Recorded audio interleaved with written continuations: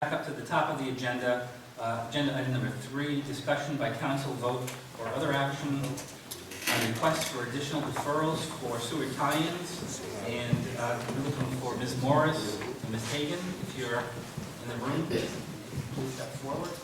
I don't know if the administration wishes to say anything before the folks do, but I'll just reference the memo that we had in our packets. Just give us 1 second. Hard copy? Okay, I got it right here. I get 2?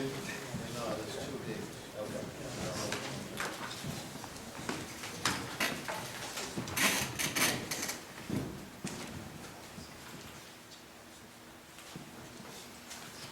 So we had 2 memos in our packet, one dated September 30th, the other one dated October 6th.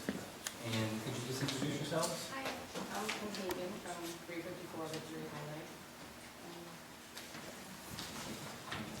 I'm Amy Morris from 295 Victory Highway. Okay.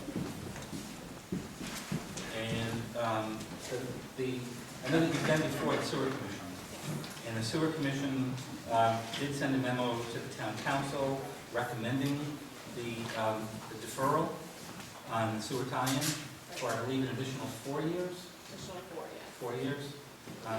I presume everyone's had a chance to review the memo, and you also had a letter that's included in the packet as well, a payment letter. And I don't know if anybody has any questions for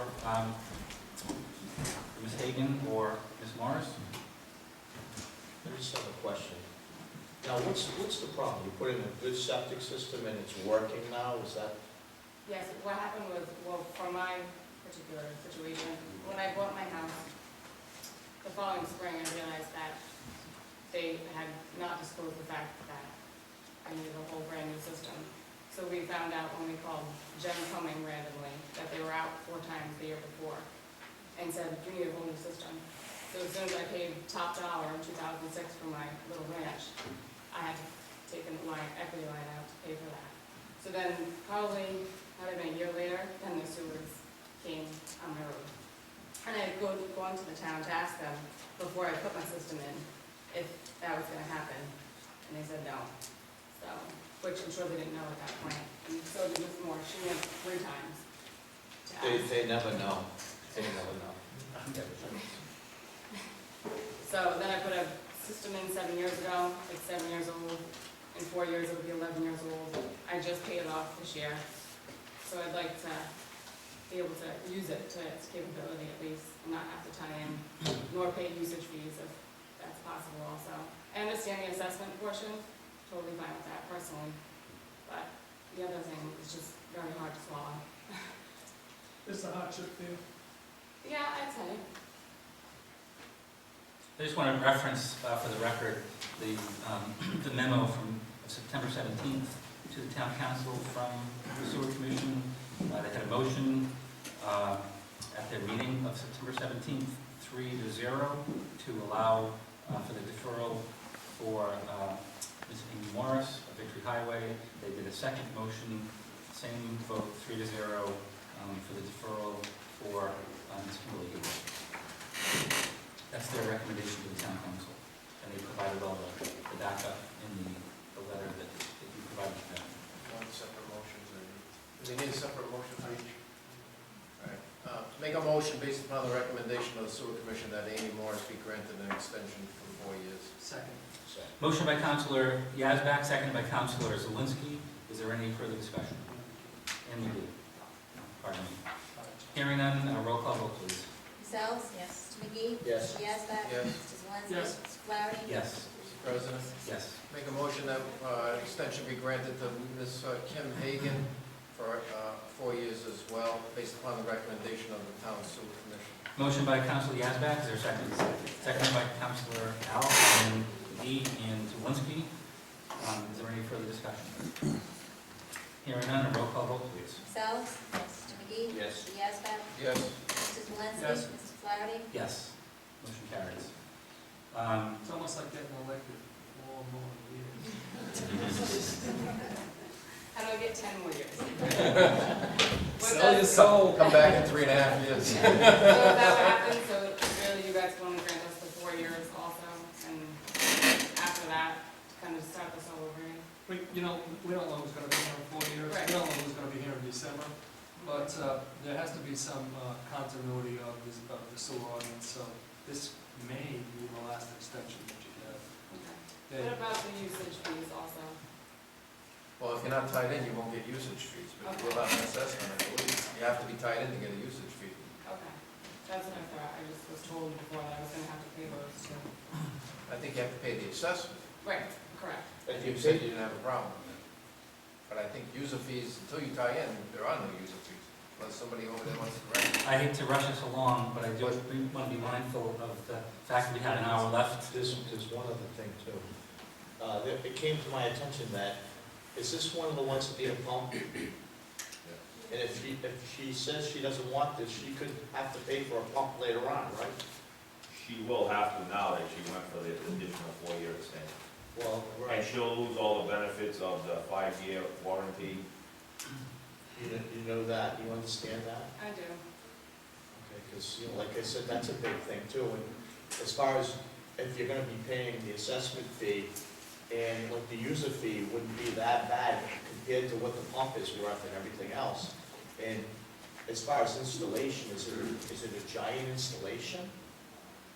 I feel like my driveway would be pretty tricky, because it's, from the quotes I got before, they have to put it, and then like pump it up my driveway.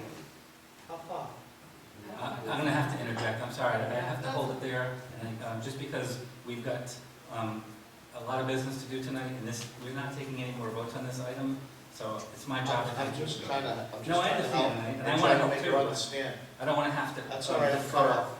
the business. I get it. So, okay, so we're going to move on to agenda item number 5, discussion by council, vote, or other action on tentative contract agreement with Rhode Island Council 94, AFSCME AFL-CIO, Local 937. This is listed this evening as a public hearing, so just as a little bit of background, we did this earlier in September, and the council took the vote to reject the contract, instead of just letting it, not approving it, and then having it come back for amendments. We had to go through the process again of a new public hearing, new advertising, so that's what brings us to this evening. We have in our packets a copy of the amendments that have been made since the council last rejected it, I believe on September 15th. And I would defer first to the town administrator. I just want to point out some of the highlights because I know we have, the whole contract has been stricken in red and blue and all sorts of things. And so we took some highlights of things that were consistent with the guidelines you've given us last year.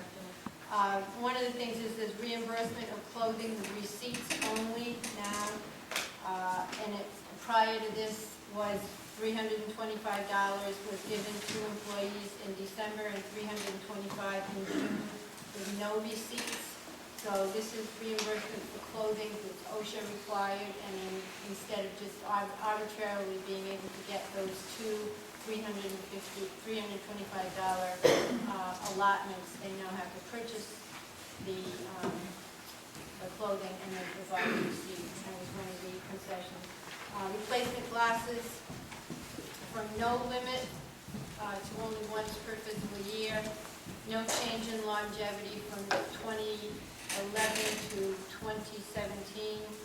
The healthcare copay, 5% right now in the cap, to 6%, 7%, 8% with no cap. The family plan buyback for health insurance from $5,000 down to $2,500. The single plan from $2,000 down to $1,000. The health and dental coverage, right now we pay up to age 65 for anyone who retires after 20 years, and they've agreed to only 5 years post-employment after retirement, so that's significant for the town long term. The salaries are not comparable with similar sized communities, we're still very much lower.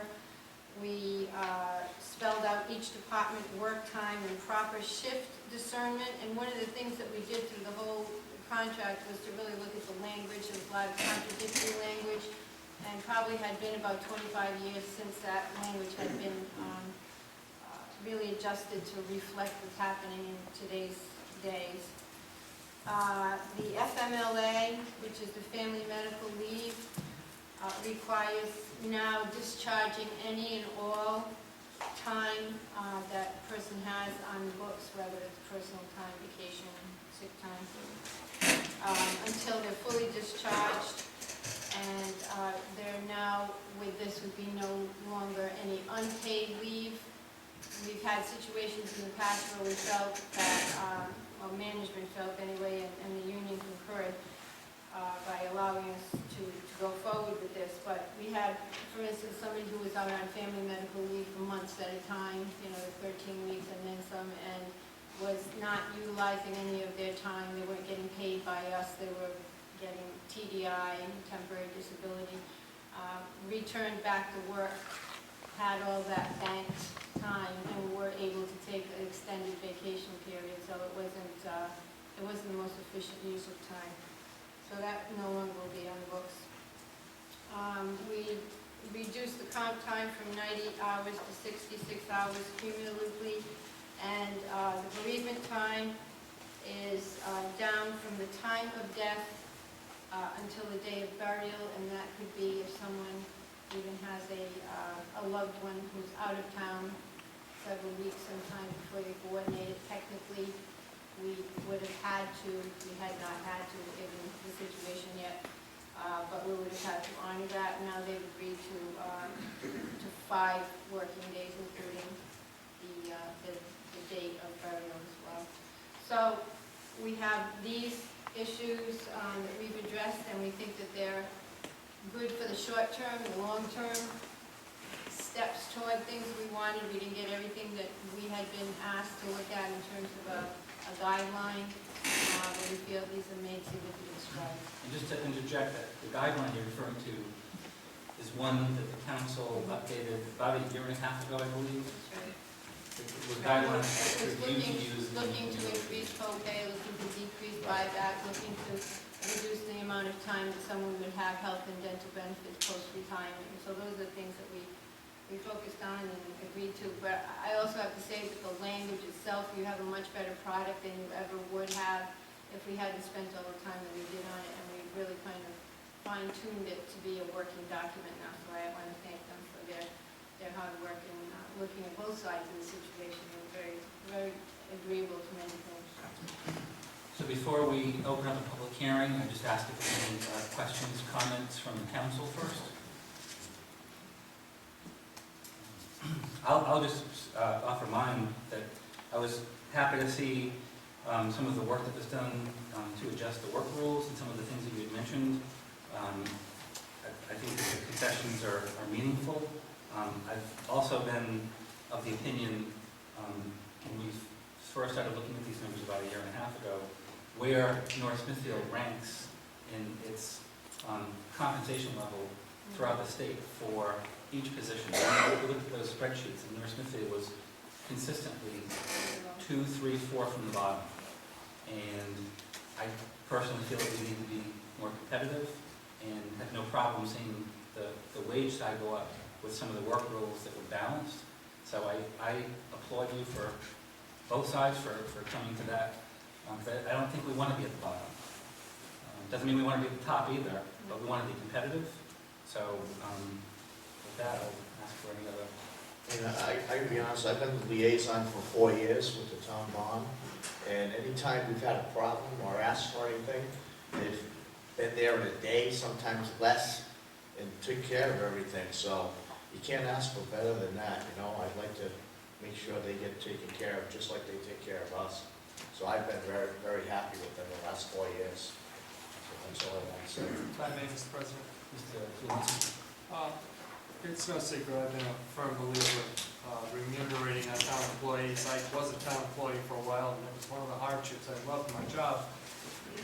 I needed to move on to make more money. How we retain these people, I don't know. I heard Mr. Pendergast tonight talk about training on that software. He's always training people because they're leaving. We see that sometimes we don't have the ability to attract and retain the brightest and best because of the remuneration we offer. The other piece is, it's just a constant turnover, training people, we get them up to that 6-month period where they're ready to contribute, some of them move on, so I'm glad, I would like to thank the employees for sitting down at the bargaining table. You gave back, and hopefully this council will vote to give back to you this evening. Thank you. A question, in the back of the kit, there was a fiscal impact statement prepared for each fiscal year, 14, 15, 15, 16, 16, 17, and that was, I presume, prepared by the finance department. And it talks about, it quantifies the impact. I don't know if you'd like to speak to that, because by my way of looking at it, it appears, when you look at the loss for the town in the first year, as a gain in the town for the second year, and a gain in the town for the third year, it looks as if it's a wash. But could you speak to that? What we did was one of the biggest issues was the calculation of the benefits. So what we did was we projected based on a 12% increase.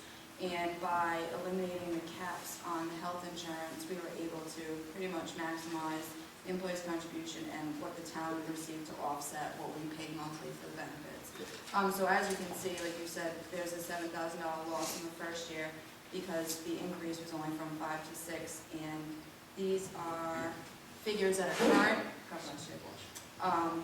These are actual figures for our health insurance, as you can see in the box, the 17 and the 6. So we know for a fact that those are what the current rates are. The next year we projected a 12% increase based on, what our increases have been. The chances of that being 12%, I mean, we don't know at this point. But pretty much by the end of the third year, the town would walk away with $1,000. But the health insurance is the biggest factor in this whole piece. My other question is, and I know that tonight is the public hearing, it will come back to the council presumably on the 17th. There's a salary schedule that's listed in here as well. And I just thought it would be useful if we could see perhaps how, if this contract were approved as presented, how that might change our town's ranking in the statewide. It would just be useful to see. I know we're at the bottom, or close to the bottom right now, and it would be useful if we could see where that might place us. Currently, with current count, because they'll Right. be moving up as well. So Right. Unless there's any other questions from the council, then I would open the public hearing on this matter. And if anybody would like to be heard, please step to the podium and state your name and address for the record.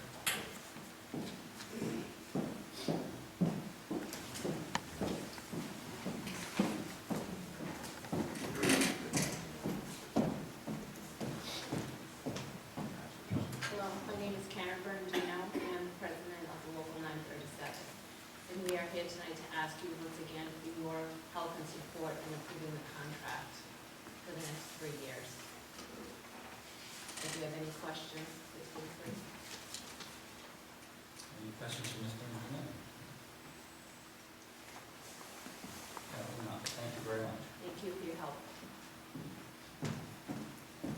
Anybody else would like to be heard on this matter? Hearing none, I would. Motion by Councilor Zawinski to close the public hearing. Is there a second? Second by Councilor Alves. Is there any further discussion? Hearing none, a roll call vote, please. Mrs. Alves? Mrs. McGee? Yes. Mr. Yazbek? Yes. Mr. Zelinski? Yes. Mr. Flaherty? Yes, motion carries. This will be, action will be continued to November 17th. And Mr. Flaherty will get the comparative data analysis to you before then, so you can Terrific. see. So you want Mr. Zelinski to see the projected Well, amounts or the current, well, the current basically- amounts, we know we're second from the bottom. Yes, so you'll have to dig a little deeper and see what their projections are year Okay. to year, because otherwise you're not going to get a good comparison. Right, so we'll get that before the next meeting.